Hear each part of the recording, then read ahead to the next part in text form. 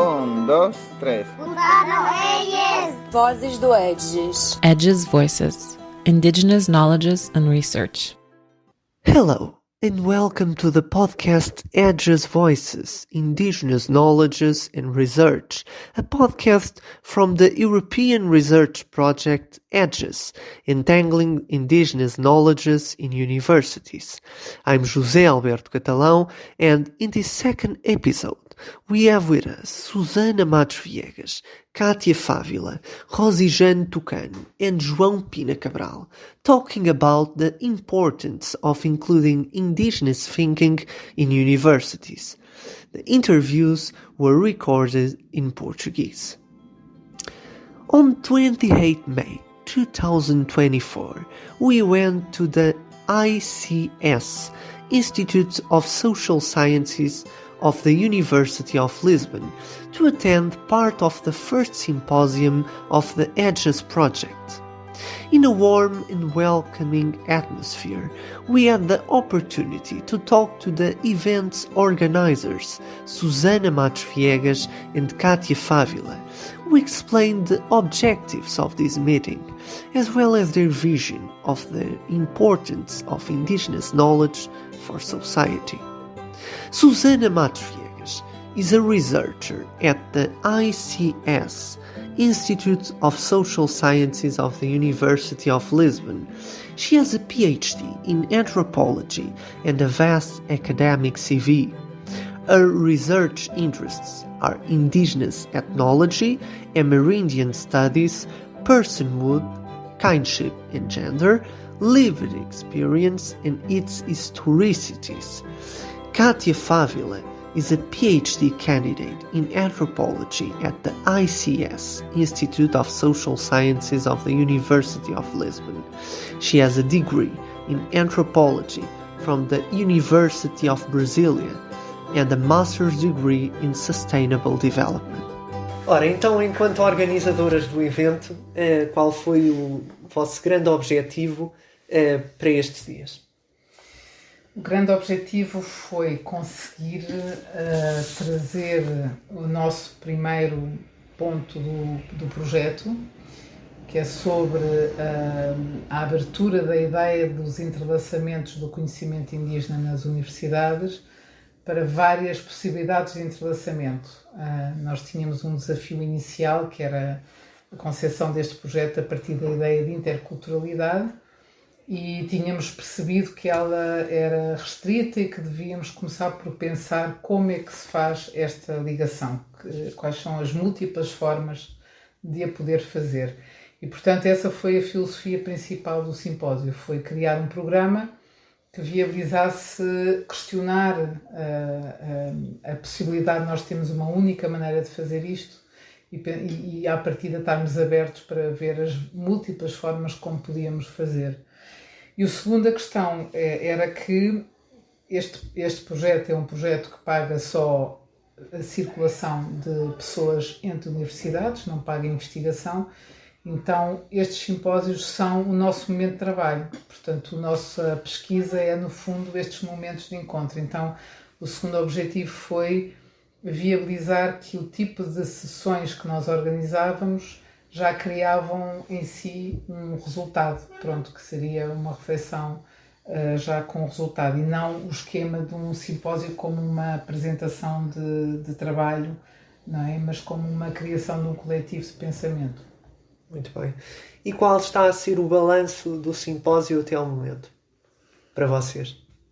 Bom, posso falar assim, um pouco a partir também dessa perspectiva como estudante, né? Assim, eu sou estudante daqui do doutoramento, sou brasileira, e falando um pouco sobre o que a Rosijane trouxe, né? Assim, essa intenção de fazer essa mistura entre indígenas, intelectuais indígenas e a academia europeia, ela é extremamente válida e importante. Assim, no Brasil, a gente consegue agora ter um pouco mais de presença dos povos indígenas dentro das universidades.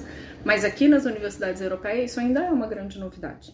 Né? Assim, se a gente pensa aqui, né, no ICS especificamente, a gente tem hoje uma estudante indígena, mas não é algo comum, é a primeira que a gente tem agora. E como que isso é super importante para a gente se repensar e repensar também as disciplinas e como que a gente vai construindo isso.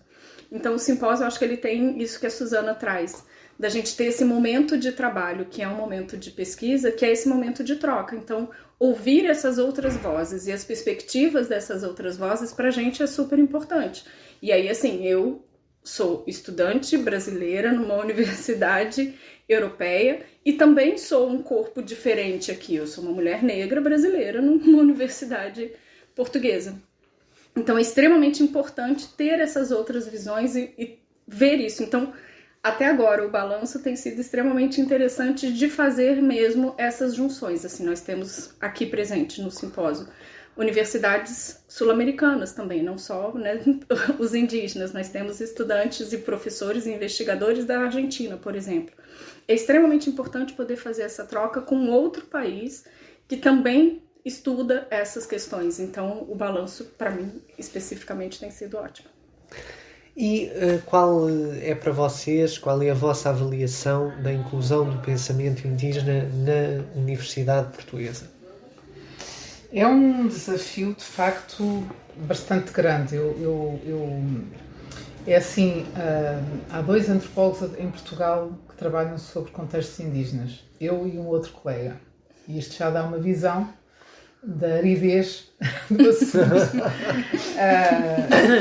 E durante décadas eu estava sozinha nisto e não havia também muito interesse. Atualmente temos uma grande oportunidade, é que existe um interesse muito para além da universidade, um interesse em ouvir as vozes indígenas. E isso é uma oportunidade temporal muito, muito grande. E, portanto, isto é um assunto, enfim, há uma ligação histórica das ciências sociais em Portugal com países africanos. Temos uma longa tradição e muita gente e também investigadores africanos que fizeram cá a formação, etc. Nesta área indígena, de facto, tem sido mesmo praticamente nada e, portanto, este projeto é uma oportunidade única. Eu acho que este projeto pode trazer uma mudança radical na maneira como, na presença indígena na universidade. E isso mostra-se já neste simpósio, porque, na verdade, neste simpósio nem era suposto estar cá nenhum indígena, porque é o primeiro simpósio do projeto. A formatação destes projetos europeus é feita, de facto, de uma forma eurocêntrica e, portanto, nós não podemos pagar a vinda, por exemplo, de indígenas do Brasil, porque o projeto não previu financiamento para as equipas no Brasil.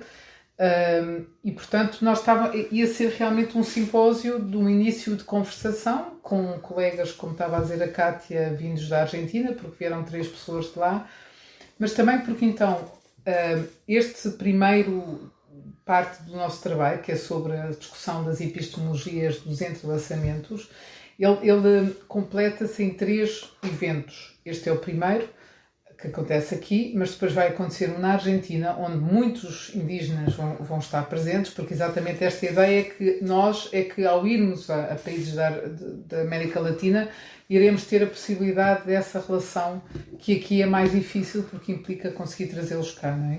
E, portanto, vai haver depois outro em novembro na Argentina, e depois vai haver um terceiro no Peru no próximo ano. Portanto, e as próprias configurações e interações com os antropólogos ou as lideranças indígenas vão sendo diferentes em cada um destes simpósios. Portanto, a verdade é, este projeto, para além de si próprio, já abriu portas também à vinda cá de indígenas, por exemplo, a fazer... é a primeira vez que vamos ter aqui um antropólogo indígena a fazer uma estadia destas bolsas sanduíche, como eles chamam no Brasil, durante o seu período de doutorado. Estar aqui 2 ou 3 meses connosco vai ser uma experiência também bastante singular, porque efetivamente os programas que existem em Portugal de financiamento, mais uma vez, por exemplo, a Fundação Gulbenkian, aliás, um assunto que nós temos abordado várias vezes com a Gulbenkian e que iremos voltar a abordar. A Fundação Gulbenkian tem bolsas para alunos de países de origem de língua portuguesa, mas eles são Timor-Leste e os países africanos, e o Brasil fica sempre de fora, porque há sempre esta ideia que o Brasil é um país rico, que é um país que não precisa de recursos, e esquece a diversidade dentro do Brasil, não é? Então, não temos tido essa oportunidade de ter alunos indígenas cá, porque não há sequer programas de financiamento. Então, este projeto realmente vai abrir aqui muitas portas, porque eu acho que também pode abrir portas de negociação para que passe a haver bolsas, etc. Não é? Portanto, Muito bem. E, por fim, qual é a importância da inclusão do pensamento indígena e também qual é a relevância do pensamento indígena para a compreensão do mundo atual, do vosso ponto de vista? Eu sou muito suspeita nessa área.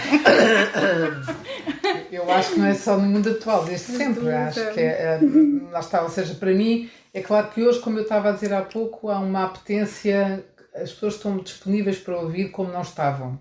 Mas elas já deviam estar prontas para ouvir desde sempre, porque de facto esta possibilidade de uma revisão crítica até da nossa própria sociedade, por um lado, mas não apenas, realmente a capacidade de ouvir a diversidade e de a tornar realmente válida, devia ser um princípio de funcionamento do conhecimento na universidade, não é? E, portanto, claro que atualmente há mais abertura por razões que são altamente egoístas, ou seja, porque de facto está a haver múltiplas crises no mundo que pela primeira vez há muitas pessoas que acham que os indígenas têm alguma coisa a dizer sobre elas e alguma ajuda a dar, o que eu acho que é uma perspectiva relativamente egoísta, mas enfim, antes egoísta do que nenhuma, portanto é sem dúvida, há muitas questões em que eles têm, e não é só naquela que é mais evidente, que é a questão das alterações climáticas, não é só aí.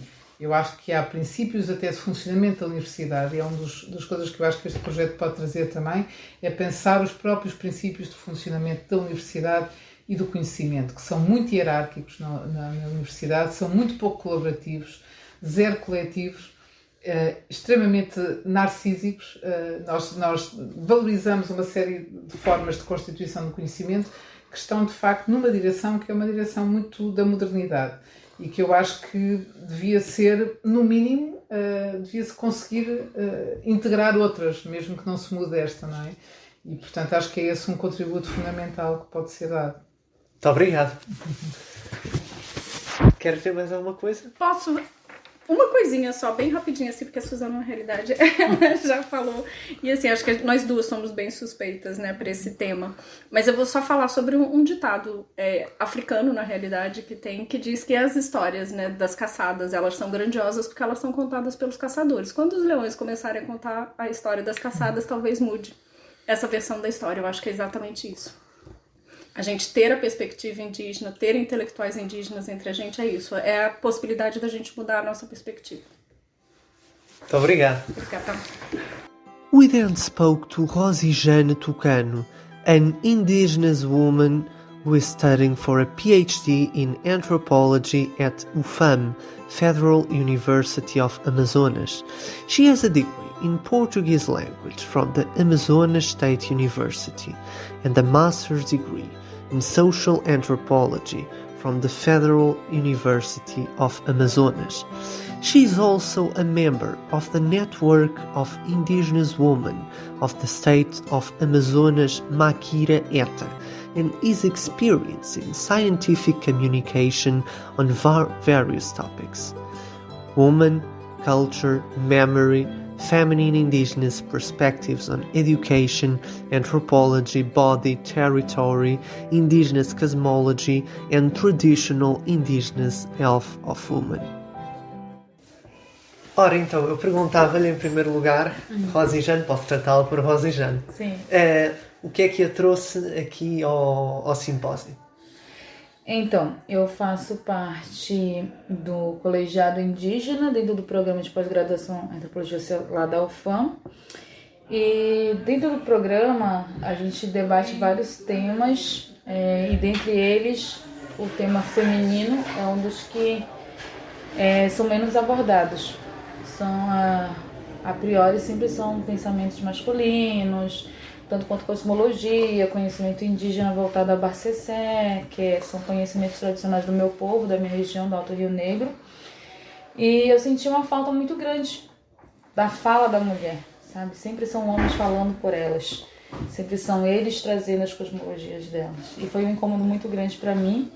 E também pelas literaturas, pelos autores que que vieram abordando a temática do meu povo. E isso me deixava muito impactada, assim, nossa, eles estão vendo a gente dessa forma, né? E foi esse incômodo que eu vim trazendo no próprio programa que me veio esse convite de fazer parte do EDES, que também trata sobre essa relação com a natureza, né? E como é essa relação que as mulheres têm com a natureza. E eu trago justamente esse pensamento, essa perspectiva no meu doutorado. Que é essa relação que a mulher tem com a própria natureza, que nas literaturas está muito marcado pela menstruação. Menstruação, contato com a roça, são essas temáticas onde envolvem as mulheres.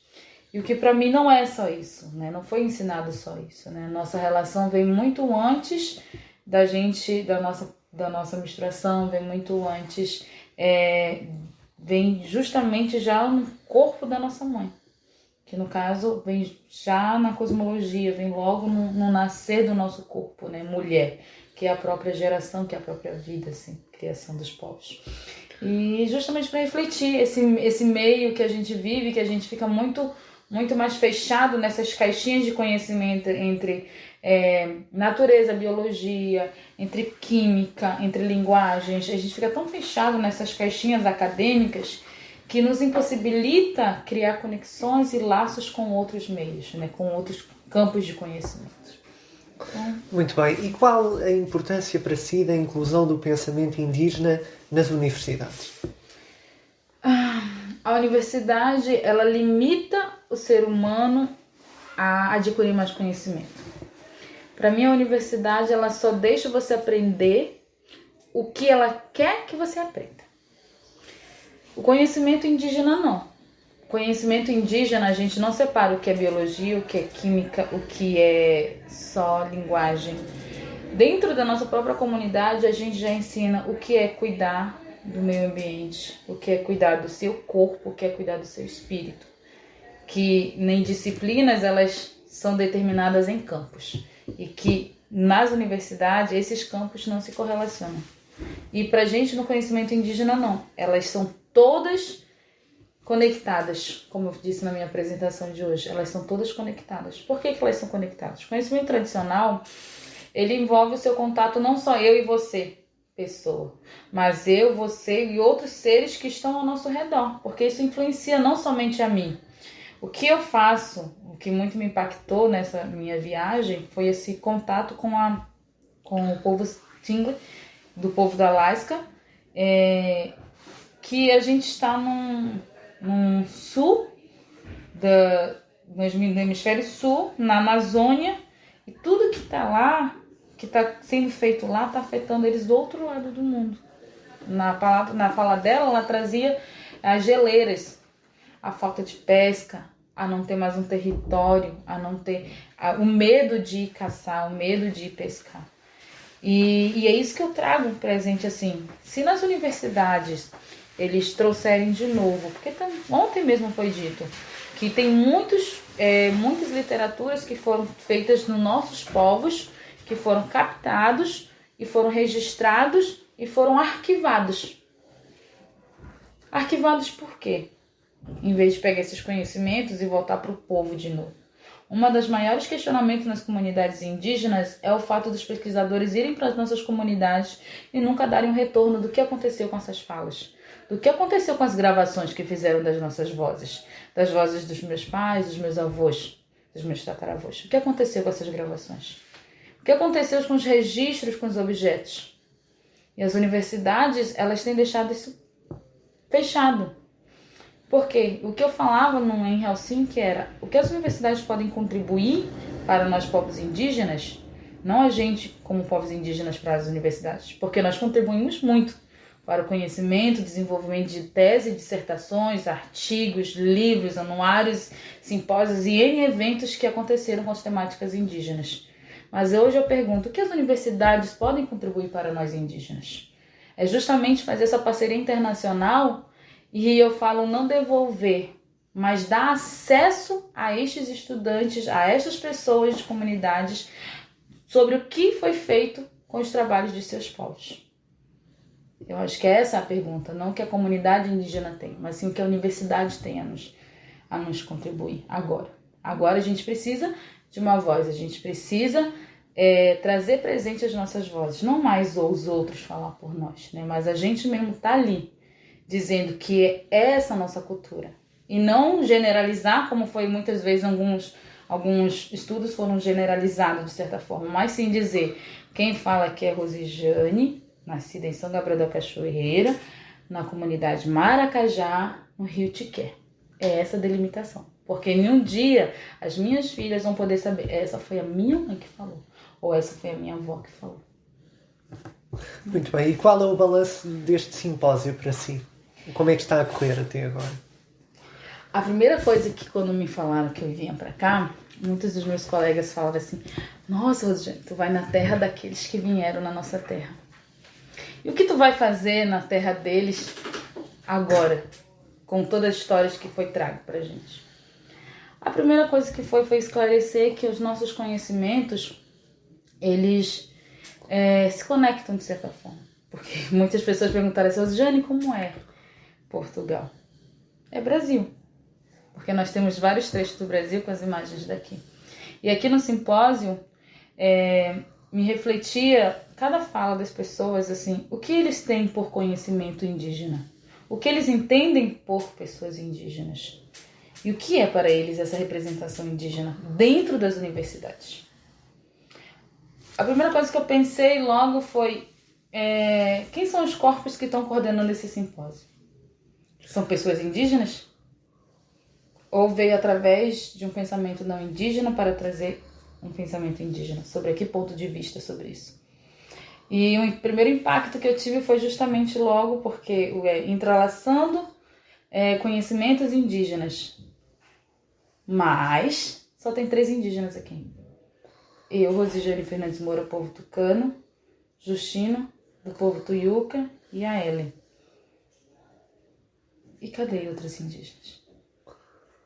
Como desenvolver conhecimento indígena com 3 indígenas?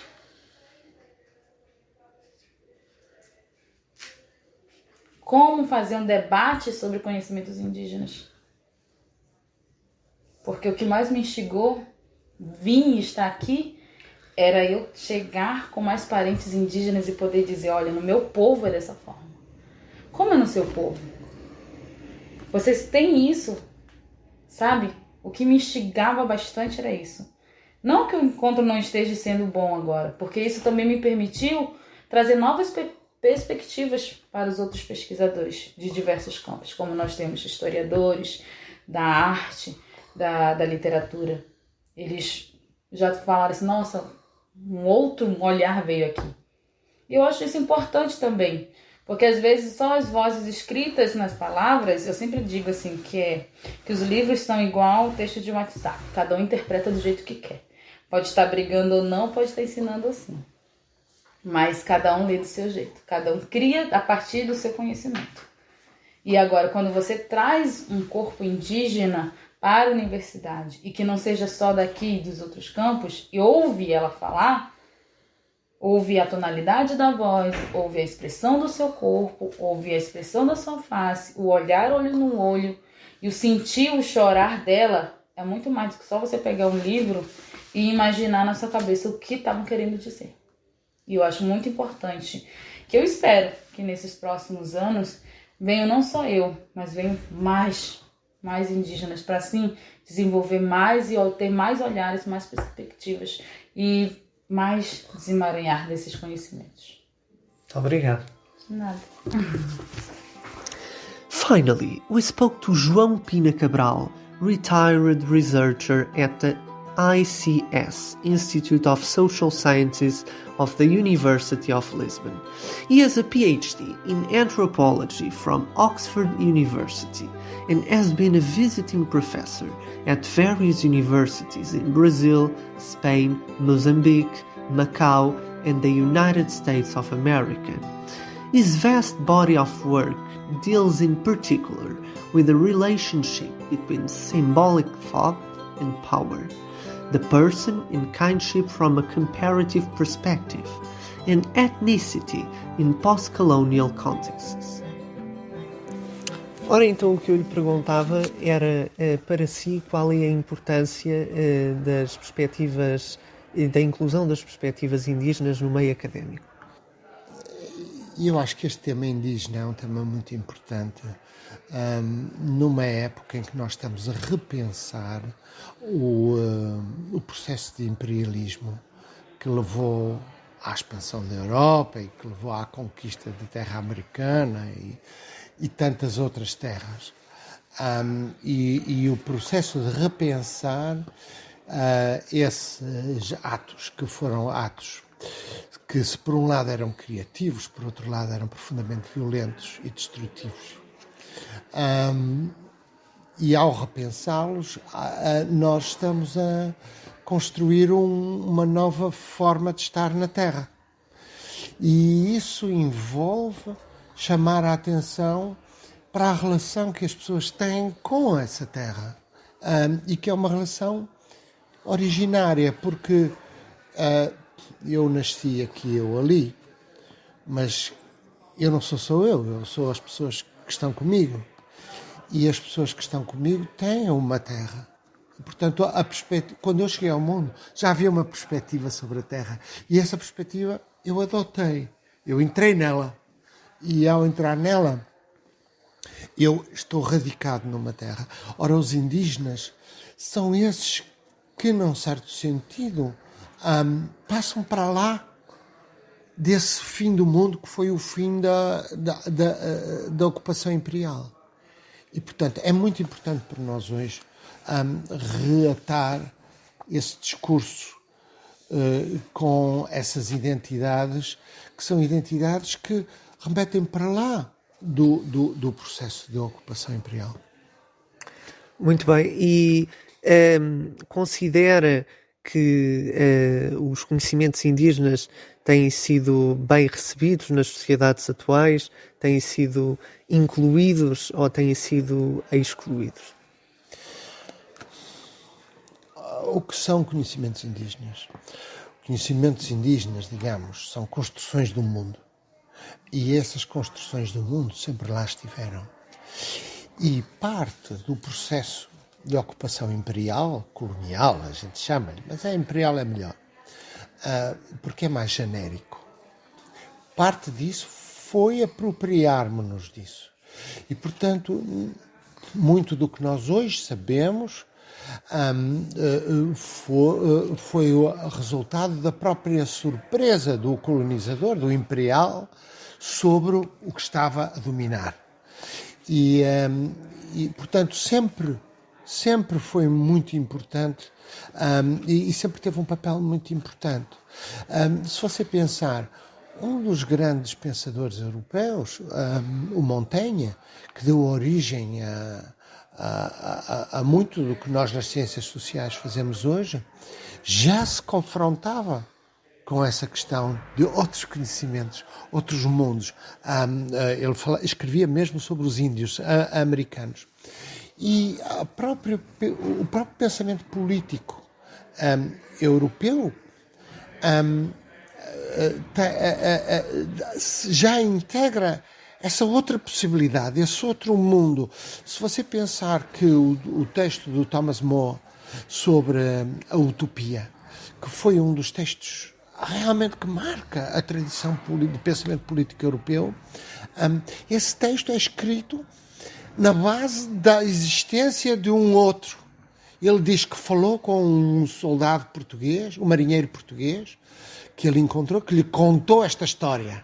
Claro que é tudo inventado, mas a sua invenção é essa invenção da possibilidade de um outro mundo. E, portanto, desde o princípio, a possibilidade de um mundo construído de uma forma diferente daquela que os europeus construíam sempre esteve lá e sempre se mexeu. E, num certo sentido, o que nós hoje estamos a fazer é repegar esse tema. Mas repegar esse tema a partir de um diálogo direto com pessoas que experienciaram a violência dessa imperialidade, a violência da conquista. E ao dialogarmos com o pensamento indígena, estamos essencialmente a dizer que nós queremos passar para lá dessa violência. Nós somos todos humanos e, portanto, temos que saber passar para lá da violência que foi a violência histórica e que continua hoje. Continua hoje no Brasil muito marcadamente. A terra está a ser lutada no Brasil hoje e continua em África também de uma maneira diferente, com esta nova ocupação da África que está a ocorrer ao nível financeiro e económico. Este problema continua e é, portanto, muito importante para nós reencontrar essa humanidade comum. E qual é o balanço deste simpósio até ao momento para si? Sabe, em Portugal nós esquecemos que, num certo sentido, também somos indígenas. Eu tive muito essa sensação quando um dia em Conímbriga fui olhar por lá e havia uma placa. Eles diziam, aqui era o fórum. Eu olhava e via as ruínas. Aqui era o templo da Diana, ali eram os banhos, ali eram os palácios das famílias principais. E depois dizia, e ali à volta eram as choças das populações nativas escravizadas. E eu fiquei a pensar, olha ali, eu sou descendente dos romanos ou sou descendente dos escravos nativos dos romanos? Então também ali havia, também aqui houve esse processo. Portanto, num certo sentido, nós temos que descobrir, nós hoje não distinguimos entre o português que é descendente dos escravos e o português que é descendente dos romanos. Somos todos descendentes de todos. No entanto, temos que descobrir essa descendência. Não é só dos romanos que nós somos descendentes. E, portanto, estes discursos sobre regiões onde a diferença entre os ocupadores e os indígenas ainda é muito marcada, porque é mais recente, chama-nos a atenção para algo de muito mais universal, que é que, de facto, a história humana é construída sobre processos de violência e processos de expulsão, e que esses processos nós temos que reendereçá-los para encontrar a nossa humanidade comum. Então, um projeto como este, de trazer o pensamento indígena para a Europa, onde a gente diria que não há indígenas.